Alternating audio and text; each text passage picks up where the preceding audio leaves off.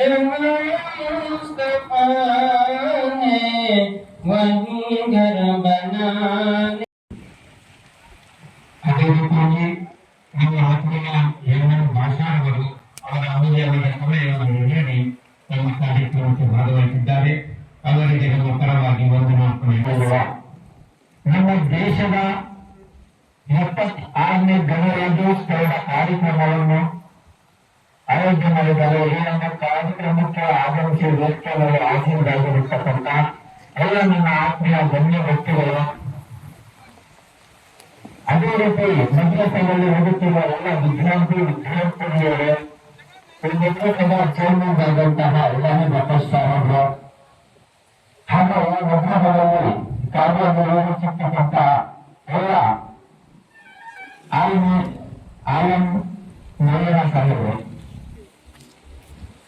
ಇವತ್ತು ನಮ್ಮ ದೇಶದ 76ನೇ ಗಣರಾಜ್ಯೋತ್ಸವ.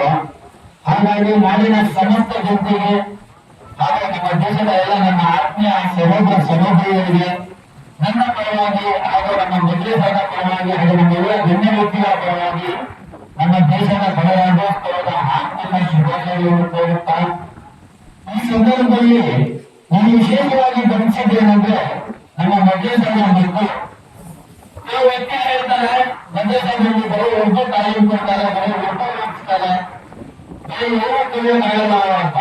ಈಗ ಒಂದು ಮಗು ಮಾತಾಡ್ತಾ ಇತ್ತು, ಬಹುಶಃ ಅವರೇ ಅನ್ಕೊಂಡಿದ್ದೇನೆ, ಅಷ್ಟರಲ್ಲಿ ಕೇಳಿಲ್ಲ ನಾನು. ಇಂಗ್ಲಿಷಲ್ಲಿ ಮಾತಾಡ್ತಾ ಇದ್ರೆ ಎಲ್ಲೋ ಒಂದು ಯೂನಿವರ್ಸಿಟಿಯಲ್ಲಿ ಕೇಳಿ ಕುತ್ಕೊಂಡು ನಾವು ಭಾಷಣ ಕೇಳಬೇಕಾಗಿತ್ತು.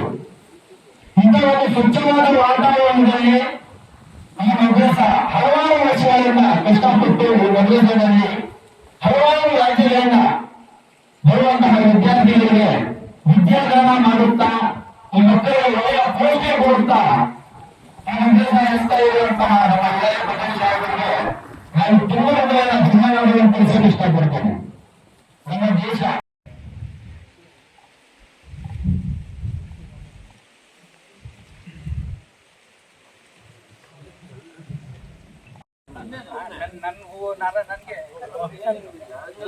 ನನ್ಗೆ